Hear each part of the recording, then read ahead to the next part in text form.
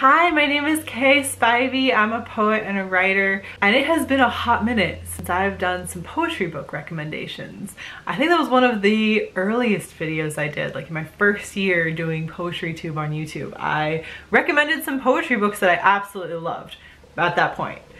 I have collected quite a few more poetry books since then, and I thought I would do another just general recommendation video to kind of give you some different types of poetry books that I am really into, poetry books that since I read them, I just can't stop thinking about. All of the ones from my previous video, which I will link for you, are completely valid, completely true. I would definitely recommend all of those. But these are ones that I've read since then that I would also recommend you read if you are ready to get into some really good poetry. Now, I wasn't sure exactly how to split this up into sections. Almost every single one of these books I have talked about in a different video. I just wanted to consolidate it all here into books that I have just literally been thinking about since I read them. And so maybe I'll start kind of with some easier to get into books and kind of move through in that way, so that I'll be ending on ones that I think are difficult reads, but that if you're looking for some really good poetry, I definitely think you should get into. So let's start off with one that I did never think I was going to be recommending, but I definitely think due to the impact it's had on the poetry community as a whole, we're going to start off with Milk and Honey. Now, some of you are already clicking away from this video, and that's fine. I totally understand. I do think Milk and Honey is one of those that are very easy for people to approach poetry. And I think I said the same thing of Billy Collins for very different reasons. He uses very simple language to talk about like grounded subjects. Rupi Kaur has crafted a collection with Milk and Honey that deals with very difficult subjects with very few words. And I think it is very, very simple for someone to start appreciating poetry as a genre with a collection like this. Easily, this collection has had more impact on the world at large than maybe any other poetry book since Shakespeare. Like, come on. The sheer number of people who have read this collection and loved it and started reading poetry because of it is unprecedented. Like, we can't skip over this collection anymore. It has made its impact, it's made its mark. So I would say this one, if you are looking for something you don't mind, sexual harassment, rape subjects, like really difficult subjects like that, you want something that's a quick read. I think I initially read this in maybe an hour, and I really spent my time with it. It is a very fast read. The poems are, I mean, this is probably like the thickest poem in the entire collection right there. The poems are very short, very simple, lots of pictures to get you started. Like, this is not an intimidating collection, but it deals with heavy subject matter. And so you can start to get into poetry from this, as many, many people have. And so I don't think we can anymore discredit this in any way. Not that I think everyone did, but I definitely think there are people who have, and I don't think that that's appropriate for the sheer impact Rupi Kaur has had on everything. Now, another one that I think is really easy to get into is maybe one of my favorite poets, and that is Sarah Kay. Now, she's an easy jumping off point from being someone who's not really that into poetry to getting into poetry, partly because she's got plenty of poems that you can check out on YouTube. You can listen to her read her spoken word poetry and appreciate her style and get into it, and it reads just as well on the page as it does listening to her speak. Like, she is an equally good poetry writer as she is a poetry performer, which they're very different techniques, they're very different styles. There's a reason I'm not a spoken word poet, I'm not a slam poet. It's difficult to do that kind of performance, and some people do it very, very well, and I think she does. But she also has that particular skill and technique that written poetry also needs, that isn't always as crucial to spoken word poetry being effective. Like, they're different forms, and she does such a good job. You can really take that bridge from spoken word poetry over into reading poetry with her poetry book. So No Matter the Wreckage is a phenomenal, deep, beautiful collection where she talks about experiences and about people in a way that is just like deeply introspective and deeply heartfelt. And I just absolutely love this one. Next up, if you're like, I'm not really into poetry, what I need is a novel. I have you there too. The Poet X by Elizabeth Acevedo changed my life. I've been so obsessed with this collection. It was so good. The poetry itself is good. So you're already starting from a point where you can be sure that the poetry you're reading is good poetry.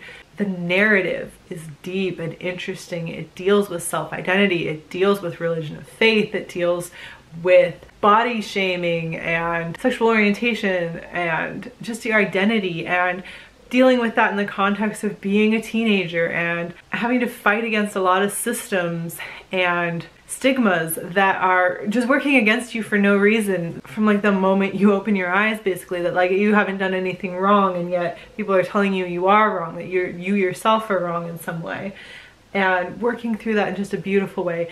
If a narrative is what you're looking for, this collection is so good. The Poet X is so well done.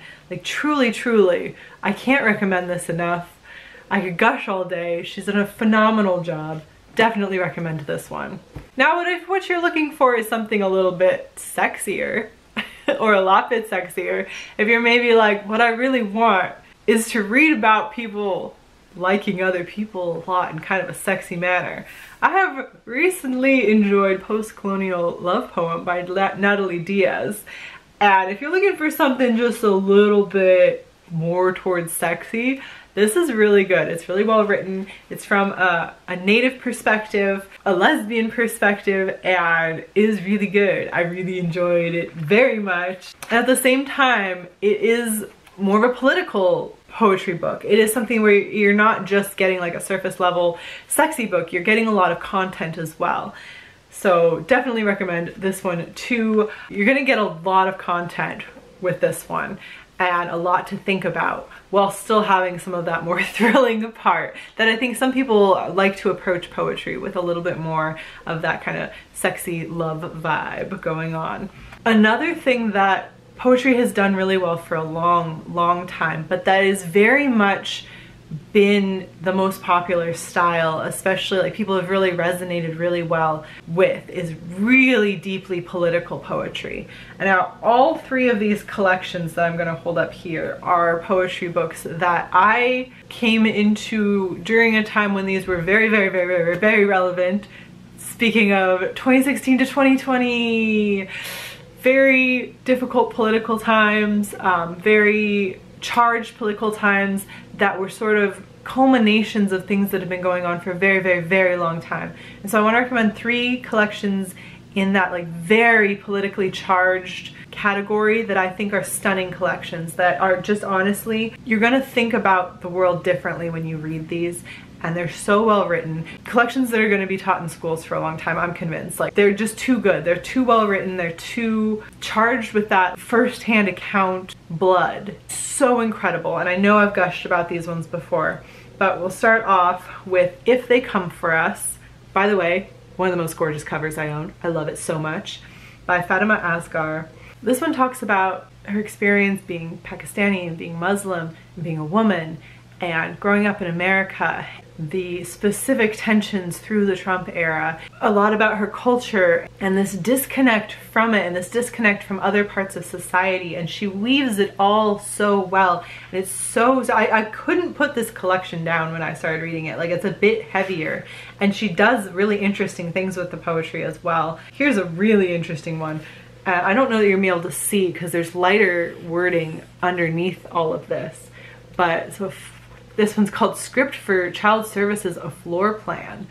And there's so much going on, and she does it all really well where it fits well. It's not like a gimmick, and sometimes those kind of gimmicks can bother me, but she doesn't do that. This is just so well crafted. Like, you feel like you understand her and like you could have grown up in the same environment, even though she's talking about very personal experiences, life that's very vastly different from my own. It feels so much like I could have lived it. Like, it was stunning to me. I really enjoyed this collection. I can't recommend it enough. Next one I am guarantee you've heard about. It was a National Book Award finalist by Danez Smith, Don't Call Us Dead. And I don't for sure know that this is Danez's best collection. I've heard many people say really amazing things about Homie, but I felt like when I read this, it changed a lot of how I was seeing the world. And I was reading this one in 2020, and the Black Lives Matter movement was, you know, at a peak. Obviously not the only peak it's ever going to have, but it was at a peak. And I read this, and it was like, you can understand something from being able to kind of empathize with someone, and then you can understand it from almost like looking at it directly. And I felt like this collection not only made you look at the Black experience directly in the face, but also the homosexual experience. Inez touches on the subject of death in a way that is very close, very heavy, very imminent, to the point where you feel it yourself. They do an incredible job of bringing that kind of tension directly to you, and they are incredible at bridging you into that experience while still reminding you that, like, this isn't your experience. Like, this is happening to someone, and that someone could have been you, and it's not. That's kind of the feeling I got taking away from this one, that I felt like I understood someone else's life and perspective in a way that I could not have previously, and that I was more aware of the fact and the why of why I could not have, that my life is so different. It deserves praise forever, and I definitely think these are poems that we're going to be hearing a lot of in the future. Can't recommend this one enough. Shelley Flowers Reads and Writes and I did this as a collab. We talked about this book together, so I definitely link the video to that one as well so you can listen to us discuss it. But Deaf Republic by Ila Kaminski.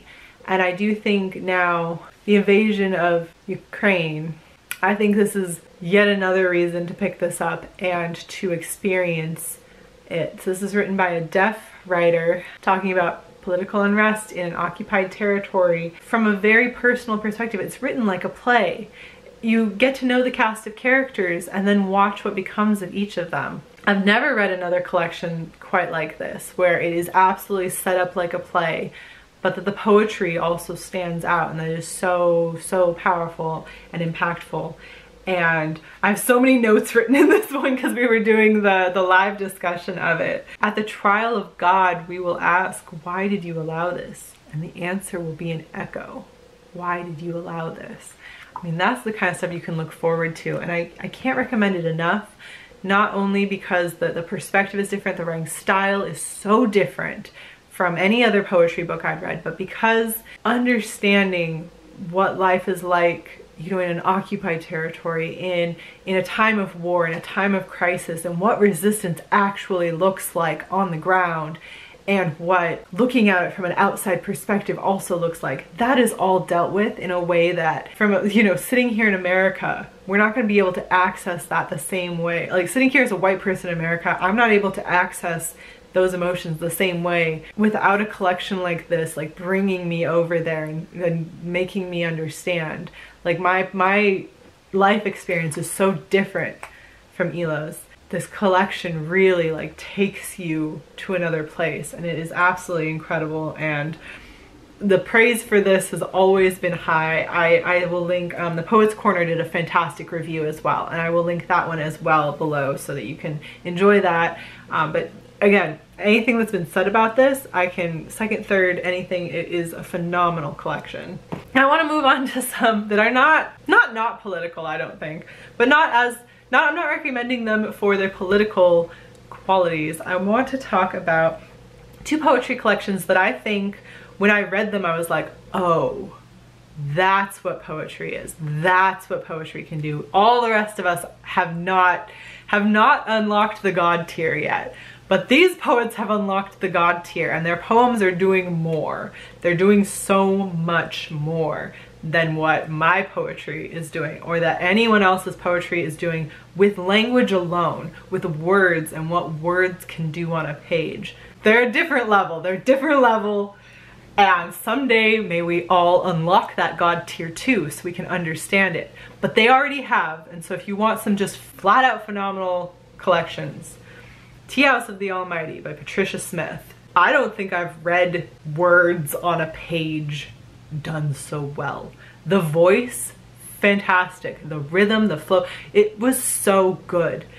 It was so good that I actually recommend you skip some of the poems in this collection because they haunt me. They very much affected me.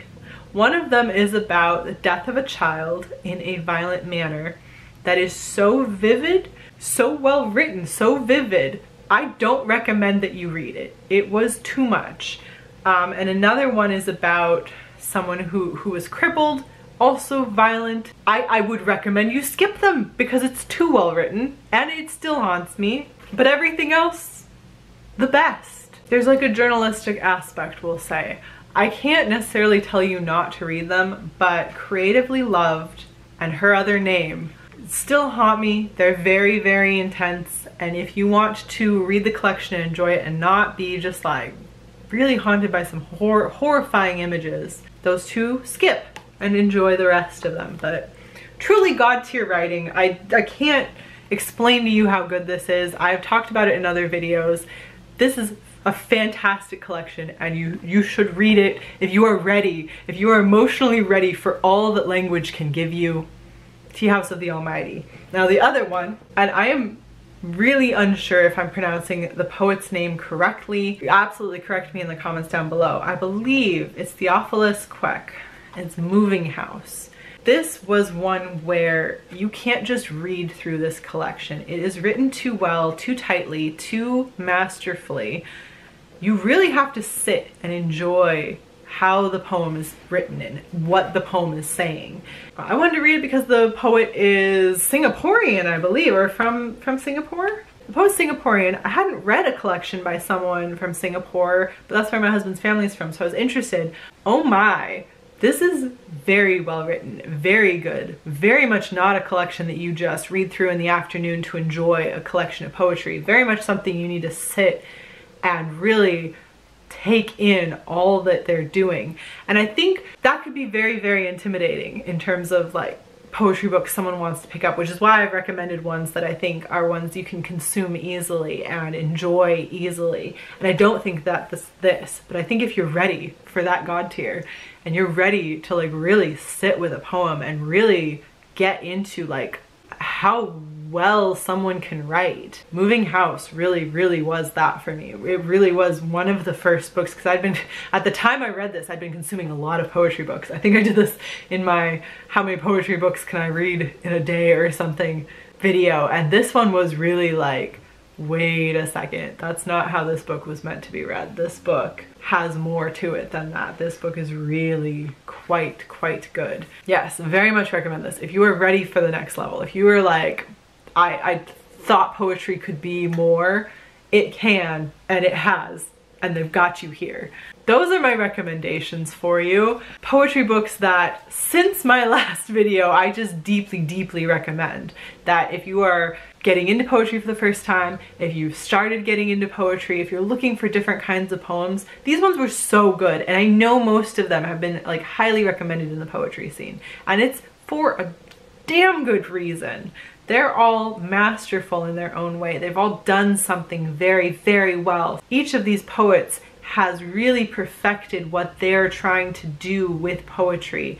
And I think any one of these is just a delight, each in their own way. And I think if you're looking for something new, definitely check out one of these amazing poetry collections. That'll be all from me today. If you have other poetry collections that are just the best at what they do, definitely leave them in the comment section down below. Let's create a list of just phenomenal poetry recommendations. If you've got some for me, definitely leave them down below and let me know why you feel like they are so good. Like really leave some recommendations. And obviously these are not all the poetry books that I love. I'm only recommending ones that I just thought really stood out while I was reading them, that I want to push on to you in its own dedicated video. So yes, let me know what you think of these ones, if any of your favorites are in here, and what your favorites are and why. Leave those comments down below. I will talk to you again very soon. Good luck to you. Good luck to all of us. Bye.